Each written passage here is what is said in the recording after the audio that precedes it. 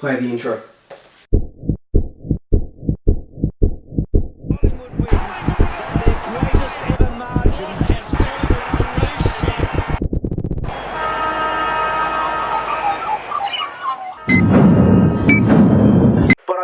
Collingwood will win this week, and I feel like I'm going to win by 14 points. My big call is that Gowie is going to kick 5 goals.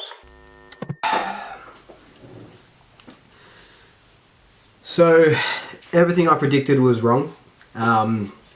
Big calls were wrong. The winning margin was wrong. Collingwood winning was wrong.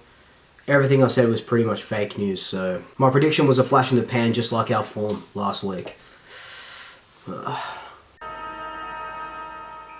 So as I just alluded to, last week was definitely a flash in the pan. Here's a quick debrief for you.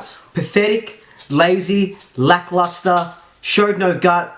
I've seen more spine in jellyfish. That game was just something different. It wasn't like the Kangaroos game. I think it was worse than the Kangaroos game.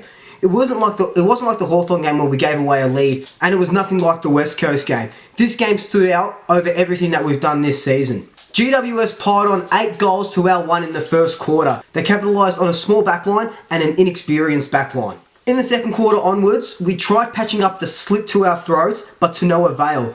We had a bunch more inside 50s in that second quarter, but only showed 2 goals for it. We nearly kept them goals for that entire quarter, but of course, they kicked a goal thanks again to our shortness in that backline. The second half was a little bit different. It was pretty much goal for goal. The Giants kicked 10 goals in that second half while we kicked 8.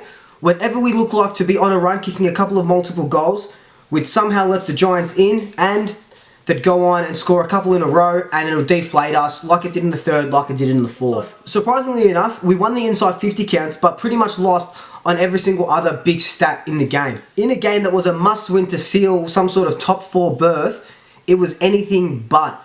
That first quarter was just, it was something else. Like, I can go on and on. I could make a 20-minute video about how bad that first quarter was. But alas, I'm not going to do that. I'm going to stick to the proper format. But a week is a long time in football. We went from jubilation and all this excitement for a whole week after beating West Coast to this. It just doesn't make any sense.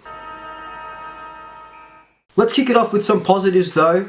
And although the game wasn't full of them, 4 players to me stood out. Brodie Grundy. He is racking up midfield numbers as the sole ruckman. Now just think about that for a second. Grundy is rucking pretty much by himself. Yes, Cox cuts him out for a little bit, but then again, Cox doesn't do much in the ruck. He's tall, but he doesn't have that advantage that Grundy does. But let me throw some of these stats at you. 31 disposals, 22 of them contested. 48 hitouts, 10 clearances, 9 tackles, 4 marks, 1 goal. That is midfield numbers. That's elite midfield numbers. And for your ruckman to be doing that, it just means that your midfield isn't standing up when they should be. Yes, Treloar got over 30. Yes, Adams got over 30. Yes, Pendle's had a half-decent game with 1 less finger. But if your ruckman is roving his own taps, and I'm not talking about like he's just tapping it and picking it up. He's tapping it far, and then the second effort, it just irritates me, it infuriates me that he has to do that because no one else is willing to get off their ass and do something. Taylor Adams' return from injury went as well as it should have. 32 disposals, 11 clearances, 7 tackles, and he went at nearly a 70% efficiency. Yesterday's game was just a glimpse of what he can do. And from here on out, he has to stand up as one of the guys that's going to spur on this group and get that top 4 finish that we desire. I think yesterday was one of Isaac Quaynor's best games. And I'm not saying that because he had a million disposals, kicked a million goals. What I'm saying is that we're starting to see a glimpse of what he can bring to the table.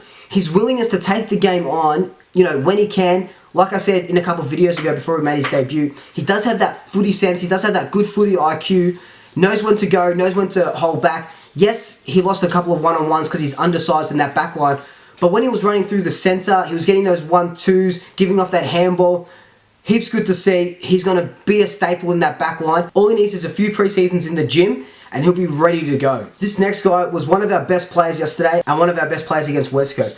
Jack Crisp hasn't missed a beat since coming from Brisbane all those years ago, but yesterday he was one of our best midfielders. He was one of the only players on our side that was trying to get the game going and trying to will us over the line. I love the way he went about it. Putting him in the midfield is a good move. We started him in the midfield and then we got dominated in the back line, but it's like the Gowie conundrum.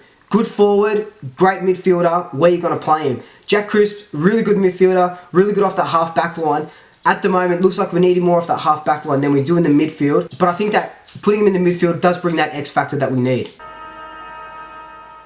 Where to start with these dislikes? Before the ball was bounced, there were some questionable ins, outs, and people who weren't put out of the team after that West Coast game. So I'm going to single out a couple of players here, and I don't want to be mean or anything, but I just have to give my unbiased view as much as I love every single player in this goddamn team. Crocker kept his place in the side despite a well below par performance against the Eagles last week. Yes, Crocker kicked 2 goals, but what irks me is that without the ball, he doesn't show that chase. Of his 7 disposals that he gathered, only 3 were effective. Another one I want to talk about is Appleby. He's only played 7 VFL games, and he came into the side for an injured Darcy Moore. In those 7 VFL games, Appleby has only been averaging 11 disposals, 2 marks, and 2 tackles. They're not the great numbers that you want to see from a guy that's playing in the back line who should be taking those intercept marks and should be putting up a contest. What annoys me about that selection, and it's no fault to Appleby, but in those few games that Scharenberg played back from injury in the AFL, he was showing glimpses of how good he can be, that interceptor, that run off halfback, and he's one of the best users with the ball that Collingwood has at the moment. Even more to that is that Goldsack is sitting in the VFL. He came back in the finals last year after the ACL and was one of our best players, especially in that back line without Darcy. Appleby was clearly out of his depth, and Scharenberg or Goldsack would have put up more of a fight than he did. In that first quarter alone, Appleby was pretty much beaten in every single one-on-one that the Giants had with him. He was playing on Finlayson, and Finlayson, all he had to do was put his arms up, and Appleby couldn't reach it and couldn't get that spoil in. Finlayson kicked 3 or 4 goals straight, and it was all game over. Now, obviously I'm not an AFL coach, but I do feel like the selection committee got that wrong. Even putting Howe and Cameron was a little bit weird in that first quarter. Howe was soundly beaten, hadn't played 3 or 4 games. Roughead is known as a key forward stopper, Ben Brown, Josh Kennedy, the list goes on and on and on. Why would you not put Roughead on Cameron? But instead I think Roughead played on Himmelberg, but then Maino went on to Himmelberg, and it was just a shambles down back. Talking about shambles, that's what our forward line is at the moment. Dugowie, arguably our best forward and also one of our best midfielders, had to play that deep forward role because Cox and Mychek couldn't get the job done. You would have loved Dugowie put into that midfield and to bring that grunt that he did against the West Coast, and he actually wheeled us over the line last week, and he should have been doing that this week. Checkers barely got a touch of the ball all day. He was extremely well covered by the Giants back line. And Cox, with Davis out, you thought he would dominate. Keith went on to Cox. Cox couldn't take a mark over his head or on his chest, and he looks like he shot all confidence out of him. You'd think that last week was a turning point for him, but just like the whole Collingwood side, last week, just a flash in the pan, and it clearly meant nothing to the players. I feel like before the game, the guys saw who wasn't playing. No Ward, no Kelly, no Coniglio, no Davis, and they thought, yeah, cool, this game's just going to come to us, we can cruise, and the win is inevitable. The effort in the first quarter was lackluster, to say the least. No one was willing to chase or lay a tackle or put in any effort or show any gut, and it was just telling. You can see it on the players' faces, you can see it in their body language, and you can see it all along the forums in the Collingwood Facebook groups. When they did decide that, oh, maybe we should chase, maybe we should tackle, maybe we should put more of an effort, it was a little too late. The damage was done in that first quarter with those 8 goals. Although some of their best midfielders were out, the Giants were still able to dominate in the clearances, beating us by an outstanding number. Our midfield just had no answers going forward. They also dominated in 1%ers, where most of our guys didn't even register 1, and meters gained. What the Giants did better than us was that they were able to capitalise on our lack of height and our mismatches in the back line. Whenever their midfielders had the ball, they were very precise in who they kicked to and how their forwards were leading towards the ball. What they weren't doing was kicking the ball long and in hope for a big pack mark, because their forwards just had the height on most of our backmen. It's been the same case when we've had the ball this year. Going forward, all we were doing was bombing it long, high, and in hopes that Cox would take a big mark or bring it down to ground, which he hasn't been doing all season long. Here's a bunch of footage with us getting the ball from anywhere between the 50 to 65 meter mark and just going long to a crowded forward line and to no one in particular. You can see how many times that it doesn't work out for us. But this is what we've been doing all year, and that game plan absolutely stinks.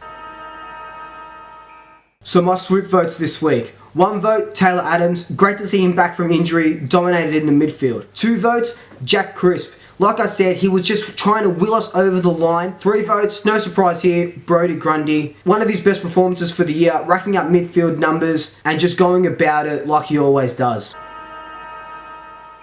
So it's pretty much do or die from here on in for the rest of the season. We're sitting in 4th place on 44 points, Richmond is in 5th on 44 points, and a bunch of others are nipping at our tails. What we can't do here is lose to Richmond next week. We're going to go in as overwhelming underdogs next week, but if the guys don't pull their finger out, it's going to be just as chaotic as it was against the Giants yesterday. It kind of really comes down to our selection table. Do you bring Scharenberg in? Do you bring Goldsack in? Do you bring Tyler Brown in or Thomas in? And someone just to give us a little bit more than half of our other players are at the moment.